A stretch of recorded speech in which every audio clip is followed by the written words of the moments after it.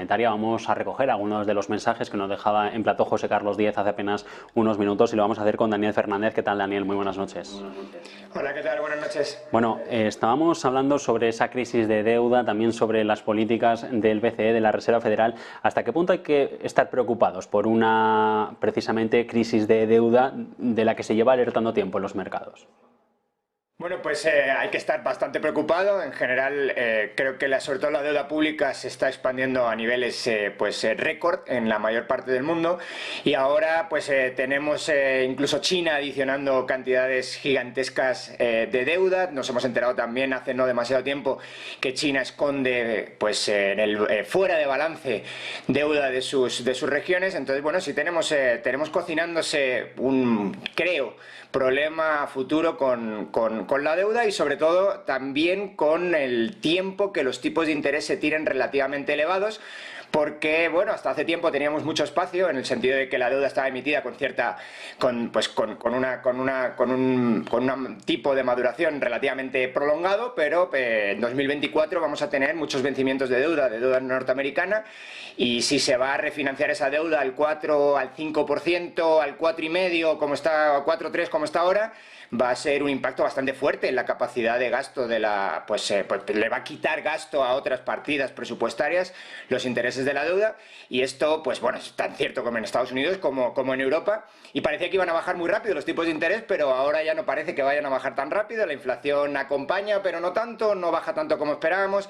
Por lo tanto, sí, yo veo un problema, y aparte no parece que haya demasiada presión para que los gobiernos empiecen a cuadrar, simplemente cuadrar, yo no voy a decir tener ya superávit, pero simplemente cuadrar al menos el superávit o la balanza primaria, en el sentido de, bueno, antes de intereses, no gastar más antes que intereses. Esto no está ocurriendo, y ni en Estados Unidos tampoco se espera que ocurra. Si llega un presidente republicano parece que tampoco lo va a hacer, no lo hizo en el pasado, no lo va a hacer ahora, los demócratas seguro no lo van a hacer. Entonces, bueno, es una situación que va a depender mucho de la política fiscal que se siga en el futuro, pero no parece que tenga una salida demasiado bonita. Sí parece que estamos tirando deuda pública como si no hubiera mañana.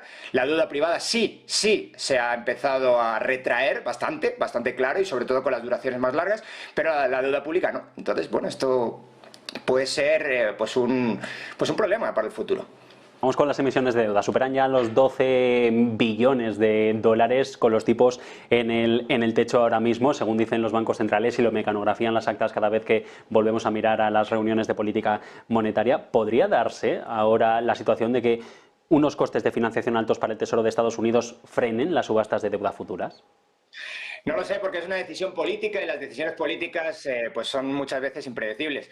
Entonces, no parece, porque pues en un año electoral es complicado bajar el gasto, bastante complicado, no solamente en Estados Unidos, en todas partes del mundo, y no parece que esto vaya a ocurrir, sobre todo porque de momento no está pasando nada. Y de hecho, bueno, una de las cosas que parece que están ocurriendo es que en Estados Unidos está fuerte. Es decir, Estados Unidos económicamente, Europa está hecho unos zorros un poquito, está hecho un desastre, pero Estados Unidos no tanto. Sin embargo, si vemos la increíble cantidad de deuda que están tirando al mercado, pues eso tiene un efecto, yo creo que pues a largo plazo muy complicado en la economía, como he intentado pues argumentar antes, pero a corto plazo sí tiene un efecto expansivo en la economía. Entonces, parece que estamos viviendo un momento dulce, porque de alguna manera Estados Unidos funciona bien, y de hecho lo podemos ver, por ejemplo, a las empresas de Estados Unidos que tienen negocios en Estados Unidos y que tienen negocios fuera de Estados Unidos, les va mejor, mucho mejor dentro de Estados Unidos que fuera de Estados Unidos. Entonces, pues parece que la economía norteamericana tira del carro, pero está tirando del carro por un déficit fiscal que no es sostenible en el largo plazo. No puedes tener un déficit fiscal de 6, 7 puntos del PIB sin que algo pase, o por ejemplo sin que vuelva la inflación, sobre todo si empiezas a bajar los tipos de interés. Entonces, tenemos un riesgo de convertir a la economía norteamericana, creo, bajo mi punto de vista, en volver a unos años 70, ¿no? En unos años 70 en los que la política fiscal no ayuda a nada y la política monetaria de repente se pone dura y de repente baja porque hay algún tipo de problema en la economía, y de repente se vuelve a poner dura y de repente vuelve a bajar. Entonces, creo que esta es una situación en la que los economistas ya han empezado a llamar de dominancia fiscal. Aquí el Banco Central lo único que hace es plegarse a lo que le pide el poder político, y el poder político le pide gastar más, pues si le pide gastar más va a bajar tipos, porque si no, no es sostenible esto. Pero si baja tipos volverá la inflación. Y si vuelve la inflación con alto nivel de gasto, pues tienes dos opciones, o te quedas con una inflación de un 10% y lo acepta la gente, que yo creo que esto no lo va a aceptar, tiene un coste político brutal, o vuelves a subir tipos. Entonces, bueno, los años 70 fue esto básicamente, oleadas de subidas y bajadas de la inflación en función de cómo de dura o blanda se ponía la Fed en ese momento. Entonces, creo que hay un riesgo de que nos vayamos metiendo en este mundo, ojalá no sea así, pero creo que hay un riesgo de que nos vayamos metiendo a este mundo porque la dominancia fiscal parece clarísima. Es decir, aquí se decide cuánto se gasta y luego se decide a ver cómo financiamos este gasto. En vez de lo contrario, que es lo que tiende a ocurrir en una empresa privada. Oye, tenemos estos ingresos, tenemos estos gastos, y si tenemos algún proyecto interesante que hacer, quizás tiene sentido emitir deuda. Si no, no. Por ahí va la pregunta que se nos ha quedado antes en el tintero. Si no de manera explícita, pero sí implícita, hay una connivencia poder político bancos centrales. Todos dicen somos independientes uno de los otros, pero al final todos están tratando de que el otro no caiga. No, eso está escrito, ¿no? Está escrito en los principios de la buena banca central, si lo quieres ver así, pero esto en la praxis no es así. O sea, yo qué sé, Yellen se va de la Fed al Tesoro, Yellen se reúne con la gente de la Fed, están en la misma sala. De hecho, es uno de los principios básicamente básicos de manejo monetario, es que no quieres sentar en la misma sala nunca al presidente del país, al director del Banco Central o al presidente del Banco Central y al director del Tesoro, porque van a hacer barbaridades entre ellos. Y estos están sentados todo el día juntos. Entonces, no, es un apéndice. Los bancos centrales son un apéndice más del poder político y así hay que entenderlos, al menos en el siglo XXI, no han sido históricamente siempre así, pero en el siglo XXI son un apéndice más. Y pues se van a plegar al poder político porque, aunque sean más técnicos y lo que te da a ti la gana, son políticos con corbata, son políticos con PhD, son políticos muy inteligentes, pero son políticos y responden a intereses políticos. Y el interés político en este año electoral, que es año electoral no solamente en Estados Unidos, es el de gastar mucho, con independencia de si ese gastar mucho es algo positivo o no para la economía. Eso no importa, eso es el largo plazo. En el largo plazo otro se comerá la tostada. Claro, y precisamente es sobre este pivote sobre el que hay otras estrategias políticas que hemos visto nacer en los últimos meses. Me refiero sobre todo a la política de Milei, a la nueva Argentina que quiere poner sobre la mesa con ese Banco Central que ya en campaña electoral dijo querer cerrar. De momento los mercados siguen, parece, avalando la política económica del presidente argentino. Los bonos se han disparado, registrando los mayores niveles en 4 años. El país tiene superávit fiscal, a pesar de que la pobreza se ha disparado en el último mes, pero claro, también interpreto, todo tiene sus claroscuros, todo tiene su efecto negativo, todas las medidas tienen su efecto negativo, pero el horizonte, sigue insistiendo Milei, es positivo para la economía del país. Yo también lo pienso, pero bueno, me preguntas a mí, que tiendo a ser bastante favorable a las políticas que él hace. Entonces, bueno, es un coste a corto plazo, que es un coste que usualmente los políticos no quieren tomar, porque es un coste tipo, antes hemos hablado de los años 70, si quieres te hago una analogía con Reagan, enseguida que llega Reagan sube los tipos con Volcker al 20%, genera una recesión de caballo y Reagan pues no era muy querido el primer y el segundo año de su mandato, luego sí.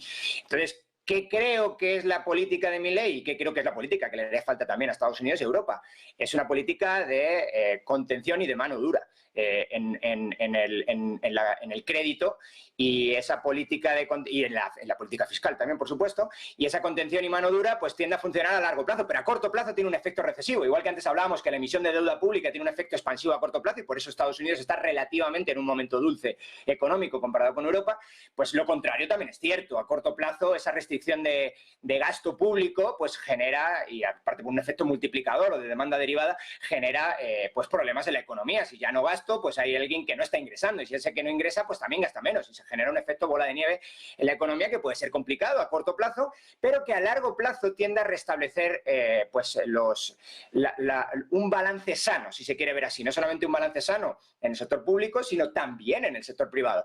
Entonces, desde este punto de vista, creo que lo que está haciendo Milei, de manera, bajo mi punto de vista acertada, es vender el corto plazo, saber que el corto plazo va a ser complicadísimo, por un mejor largo plazo. Y esto en general, pues los mercados lo están viendo de manera positiva. No había tenido un superávit fiscal Argentina en más de 10 años, creo que desde 2011 o el 12, que no tiene un superávit fiscal. Entonces, y además un superávit, que no hemos comentado, pero un superávit por cuenta corriente también. No había tenido más entradas de dólares que salidas de dólares.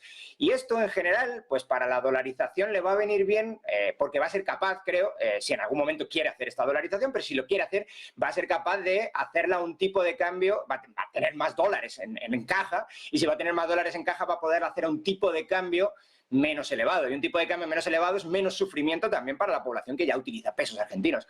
Por lo tanto, pues desde este punto de vista yo veo que sí, es un problema a corto plazo, estaba clarísimo, tenía una inflación reprimida, ha ido soltando, no del todo, pero ha ido soltando poco a poco la represión de precios que tienen todavía en Argentina, y eso pues evidentemente ha generado que la inflación se dispare, y cuando la inflación se dispara, típicamente pues el poder adquisitivo de la gente disminuye, y si disminuye el poder adquisitivo de la gente, la pobreza se dispara. Y esto es lo que creo que está pasando.